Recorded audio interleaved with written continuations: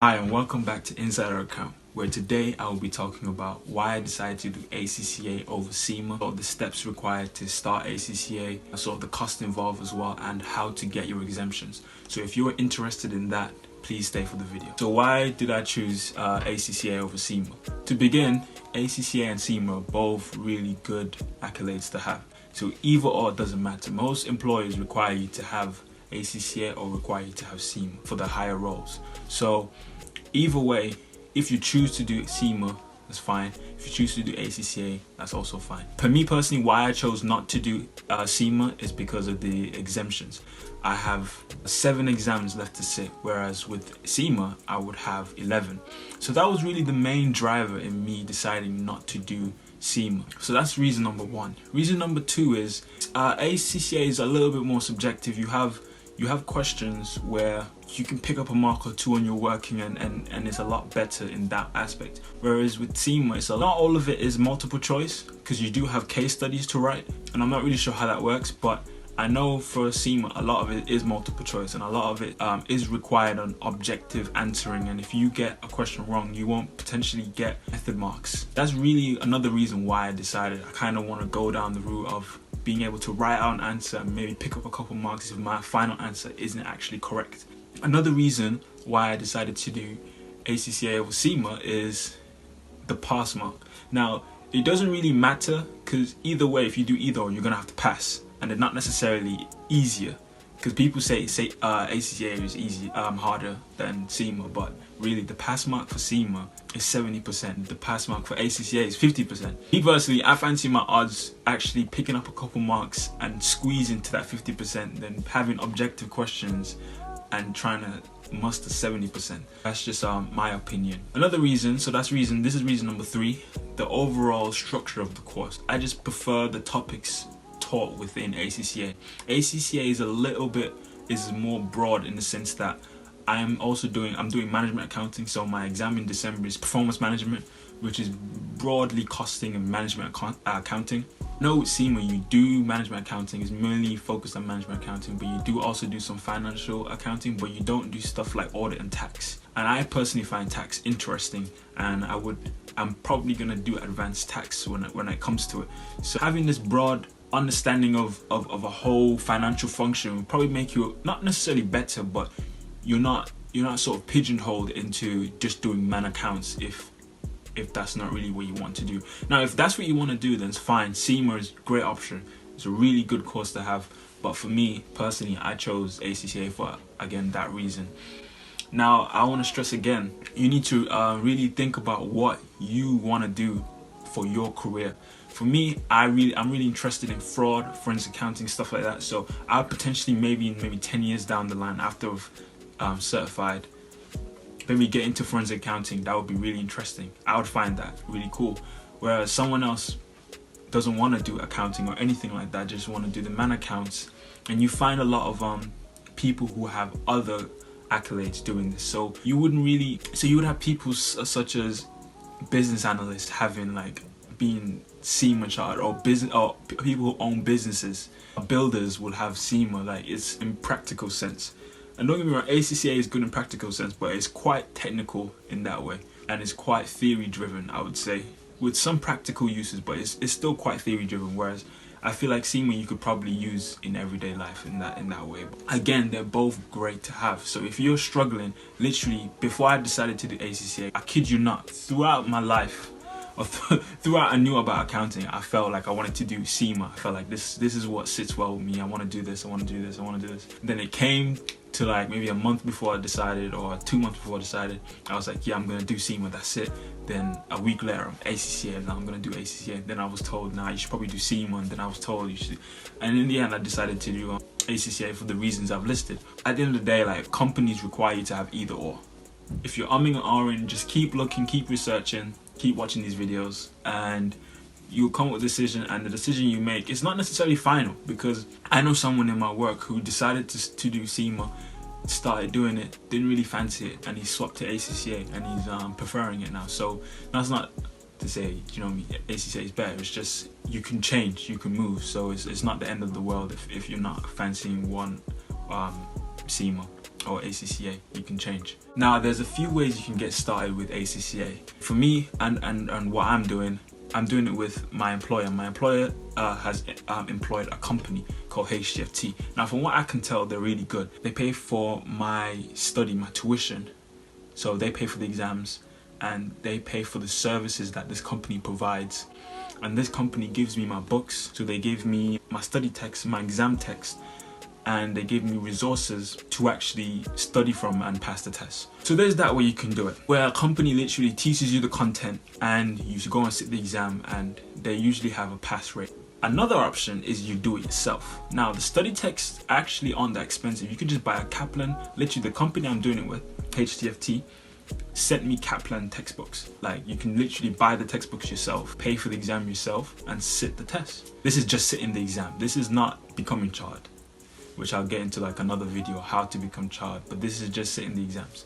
You can actually do that yourself. I didn't know this until recently. You can really do it yourself. So that's an option. If you can't afford, or the company won't pay study support in that way, you can really save your money, pay for it yourself, buy the textbooks yourself, and learn it that way. There's loads of resources online, and ACCA actually provide a lot of study material, a lot of study resources, where if you're struggling, you can just go on there and find past papers.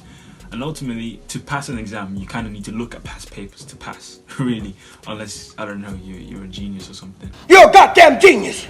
That's the most outstanding answer I've ever heard. You must have a goddamn IQ of 160. You are goddamn gifted, Private Gump. But definitely, if doing it with an employer isn't an option for you, definitely do it yourself if you want to. If not, find an employer that does. There's loads of companies, really good. The NHS is really good for this. But you have graduate roles, you have jobs that will, as long as you pass your probation and you're meeting all your targets, they'll be happy to pay for you. Just sort of look around and see what's available. But if push comes to shove and you want to do it alone, and you kind of have to do it alone because of the circumstances with this whole coronavirus pandemic, if you have to do it alone, then it's not the end of the world. It's still good to do it and get started. Whether you go with a company or you decide to do it alone, you really need to sign up for ACCA and become a student. Now, how do you do that? First things you need are your driver's license, you know what I mean, your GCSE certificates, your A-level certificates or equivalent, university degree certificate. They won't take the results, you need the actual certificates. Now once that, you can go and sign up. It's pretty straightforward. Your name, address, date of birth, scan the documents in, and it usually takes, say, 5 to 10 days for them to come back. Now this is what I had to go through. Sign up fees, £89, 89 quid to become a student, and thereafter is 112 a year on the 1st of January. Now if you don't pay on the 1st of January, you have to pay an additional, I think, £100 or £102 or something like that. Because I went to university and I already had an account in university that the uni provided. When I left university, I really didn't know about this account. So you can see where this is going. I had to, once I signed up, it rejected my account, and essentially I had to call up, and they said to me I had to pay £102 to reopen my account because you can't have two accounts. So just bear that in mind. If you're in university and you're thinking of doing ACCA, it's probably best to keep your account active so you don't have to pay the £102. But I paid £89 and £102 cash loss. But that's what we gotta do. So once that's done, you should be up and running.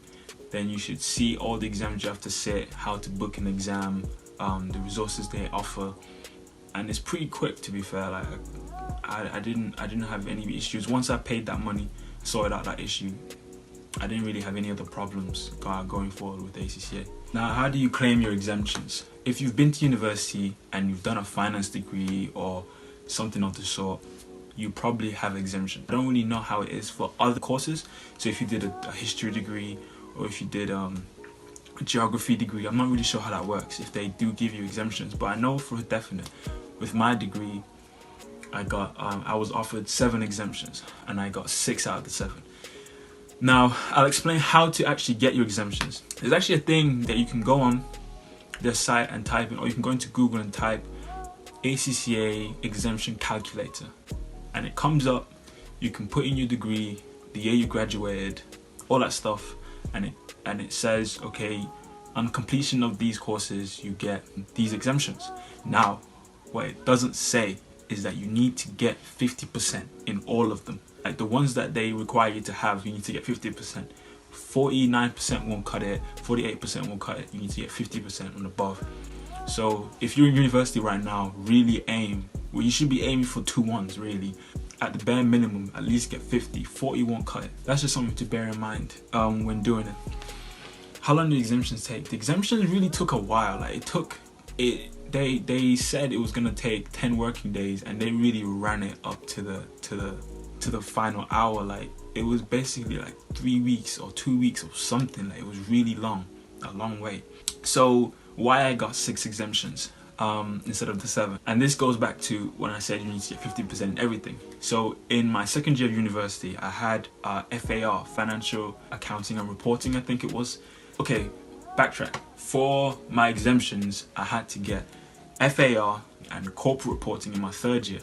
I got corporate reports with FAR. When I came to set the exam, like a day or 2 before, someone told me I was revising the wrong material. This is a bit of a story time. So I go home and I'm thinking, crap, I've been doing the wrong stuff. This has happened a couple times at university for me, but this time I was stressing.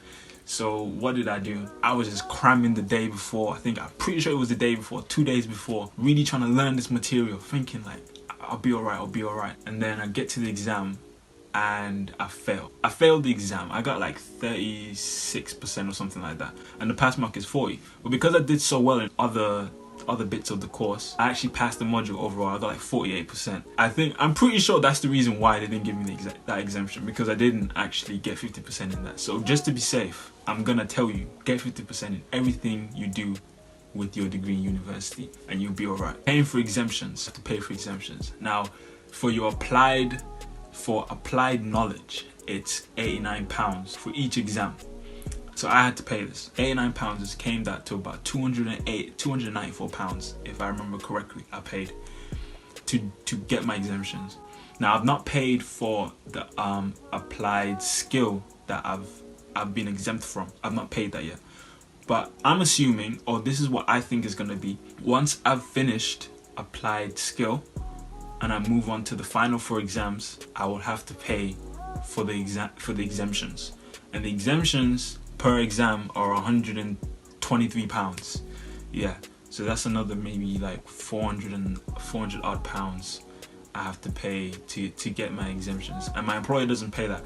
Maybe your employer pays that, which is happy days for you, but my employer doesn't. And to be fair, it's a small price to pay for a whole career. It's something to just bear in mind, because I wish someone told me that when I was doing it. I think I found out about paying for my exemptions while my exemptions were about to come back. I got the exemptions, then maybe like a couple hours later I got an invoice to pay for my exemptions. And if you don't pay for exemptions, you can't have your exemptions. Like, it's pretty straightforward.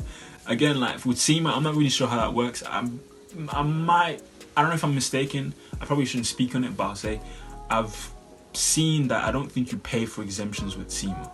I don't think you do. Again, don't quote me on that. Do your research and check. But yeah, that's basically why I decided to do ACCA, sort of the options you can take to do ACCA and how you get started and how you claim your exemptions. Now that's all done, you signed up, everything is ready to go, you can book your exam and you can sit your exam.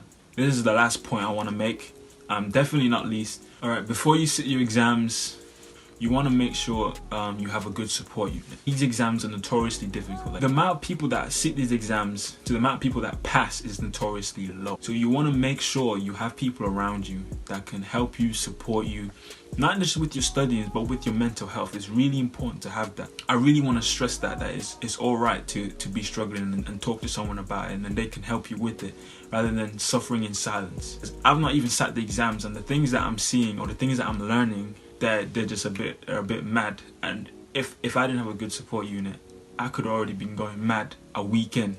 Do you know what I mean? So it's really good to have someone that you can potentially confide in, and it doesn't have to be your family. It could be someone at work. Just find someone. You should be alright. I read somewhere that ACCA is really a lot about working for it. You kind of need to put that hours in, unless you're a genius. Again, man, more power to you. I'm trying to be like you. But if you're not, you're just a regular folk, You really gotta put in the time, put in the hours, really trying to understand the content. Some bits of the topic you will understand better than others. Some you'll pick up on like that, but others will take time to grind out, and you just need to put those hours in. And it's not good, or I've been told it's not good, because I've not sat an exam, but I've been told by other people it's not good to go into the exam and sort of guess what is gonna come up. These exams are not like university exams, from what I can tell. You don't know who the examiner is. Your examiner is not your lecturer anymore. No one knows what's going to come up on the exam. It's just best to learn everything as best you can. But that's it from me. Please be sure to like, comment, subscribe. Follow me on Instagram at DVEKnight. That's DVEKNIGHT on Instagram. See you in the next one.